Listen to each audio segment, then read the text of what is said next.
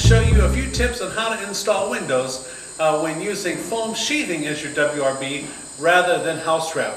In just a few minutes we're going to show you our sill pans, our flashing tapes, and how to install a window properly in order to qualify you for the Dow 10-year warranty. Stay tuned! As we get started, I want to show you just some of the materials that we'll be using for the window installation. This window was installed or prepped a week ago for the window install. You've got your sill pans right here. We'll show you in a little bit the details on how to install that. But notice that we took the 6-inch flashing up the sides of the windows. The reason we do that is because the sheathing, instead of house wrap, the house wrap you just be able to fold around on the inside. Because the sheathing stops, we have a joint between the jamb and the sheathing that we need to cover up. So we'll take the 6-inch flashing and cover up both sides. The only other material that we're going to use is the 4-inch flashing, and that's what we'll use to flash the nail fins on the window. Let's go over and show you the detail as we install this next window. We're going to show you now how to install the sill pan. Dow's sill pan comes in two pieces. One's marked left, the other's marked right.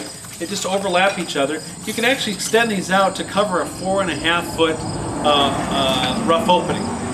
Clearly, we're not going to have that problem with this window. This window, the sill pan will fit right in, but you know, around the corner, I know we've got a larger window that we're going to want to use a piece of this to patch between the two halves of sill pan. So I'm going to steal it from here right now, and just to show you how easy it is to cut, just take your regular box knife. I typically just fold it over.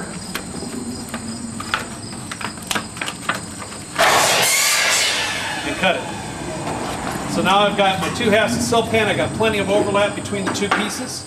We're ready to tack it into place. One tack on each side. You can see there's a little X to hold it in place. And I'm going to want to tape each one of these seams. This seam is very important because this is where water potentially could sit. You do want to use a butyl flashing tape in order to seal this up well. I'm going to peel this off.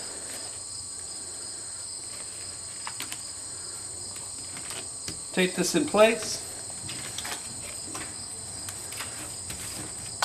And then we're also going to want to tape this just to be safe on either side.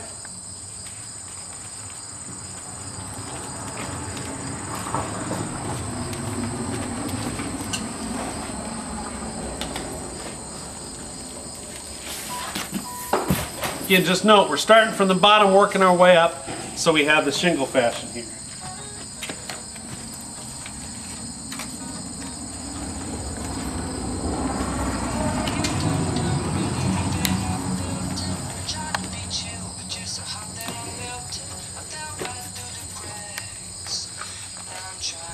And with that, we have an installed sill pan. Our bald head buddy Ben here tells us it only takes him about 3 to 5 minutes to prep each one of these windows, including the sill pan and the 6-inch flashing on either side.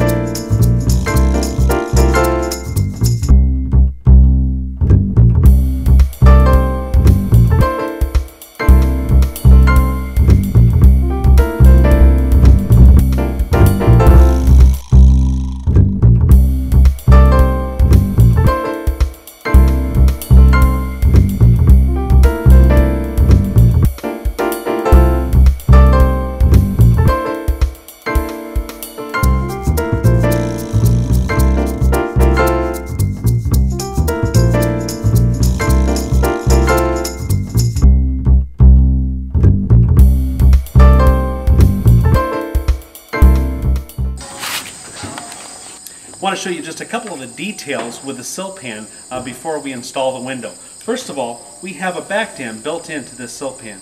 The back dam is there so when wind-driven rain comes in, it will not get inside the house.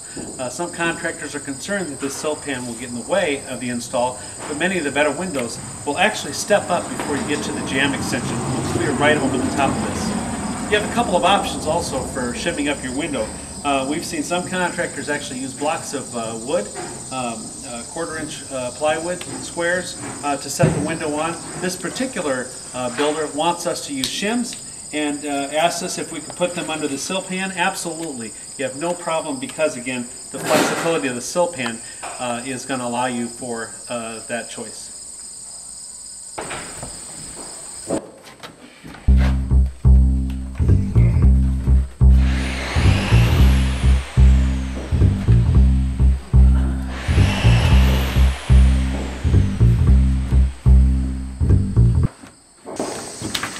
Kirk's getting ready to install the window, and he's applying some sealant around the edges of the window.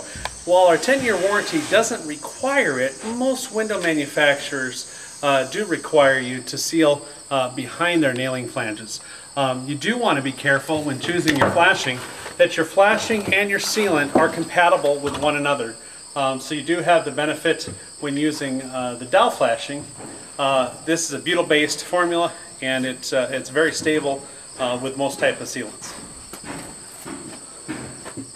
What sealant is he using?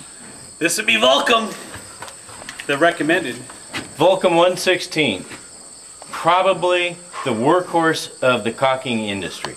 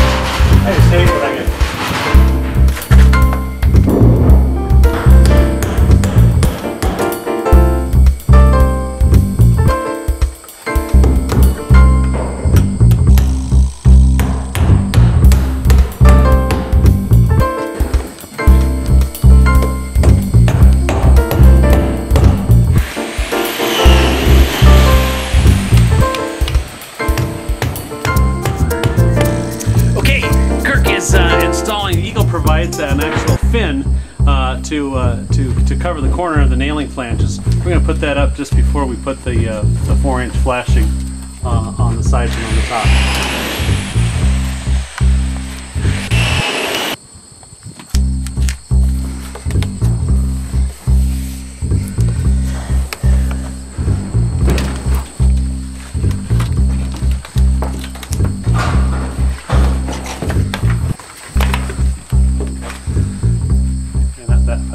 Just about 2 inches, we want to be able to cover it with a 4-inch flashing on top.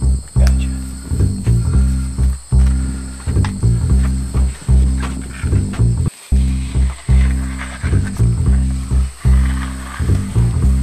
Robert, one of the things that we've found in the field that seems to be a common occurrence is the installer taking the time to press the flashing down along the fin, but sometimes not working it out and pressing it down well out toward the edges. So sometimes we've seen a loose leading edge, and as you know, with wind-driven dust, that will never seal if you don't get it down right the first time.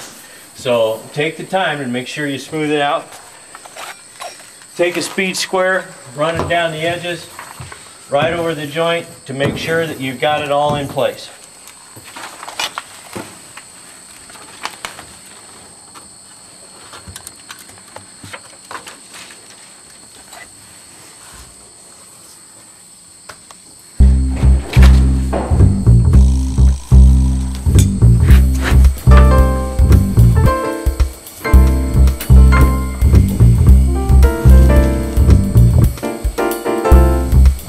Doesn't that do a nice job?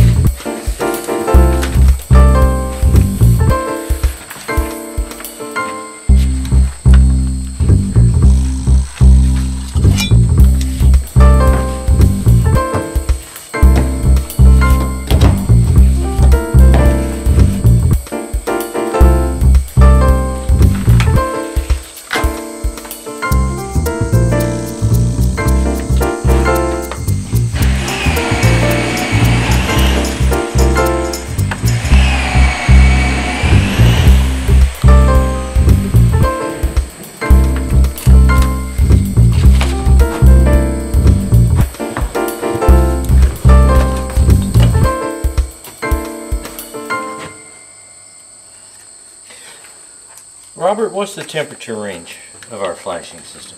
You're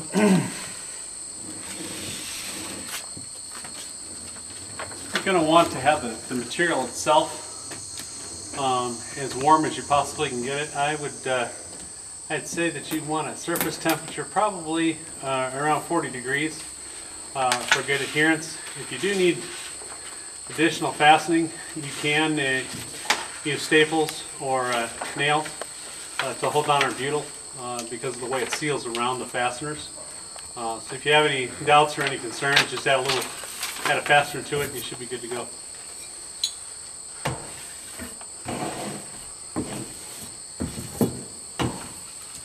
Am I done? Not quite. You got one more thing to do.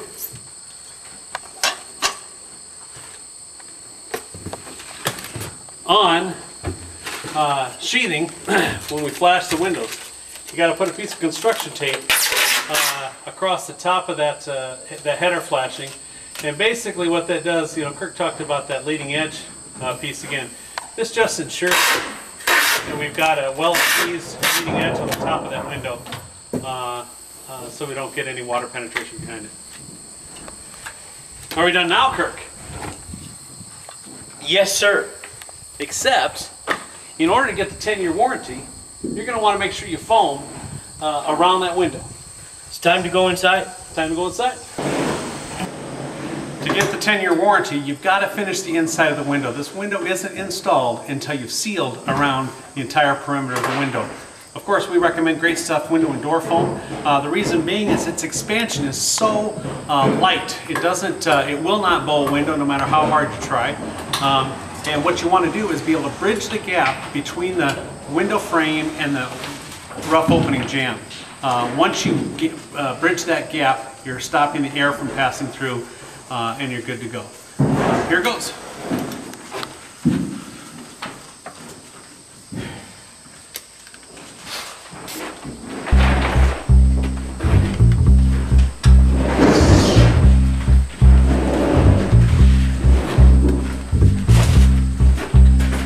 Nothing you may be noticing as I'm coming down here, I'm only looking to bridge the gap between the frame and the window. I don't want to fill all the way back to the external surface.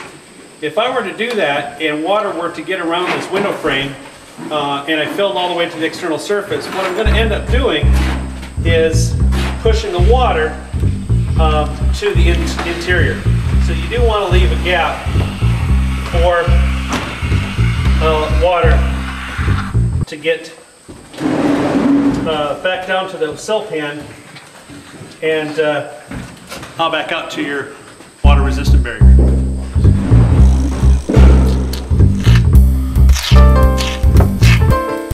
As I foam behind the sill pan, I wanted to point out a couple things. You need to remember that this stuff is really sticky. This is not the water soluble stuff. Think about it. Would you really want a water soluble sealant around your window if the purpose is to keep the water out? So you have to be very careful as you're spraying this, and that's part of the reason we use this. We recommend using the gun foam.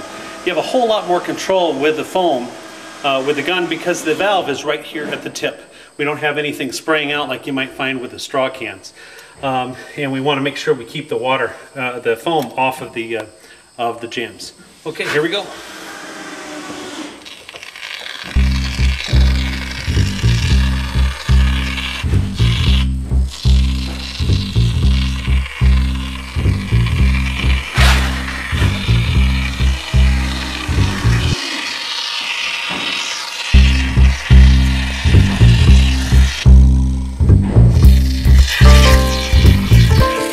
I also want to note that if you have windows where that jam extension, or not, I'm sorry, the back dam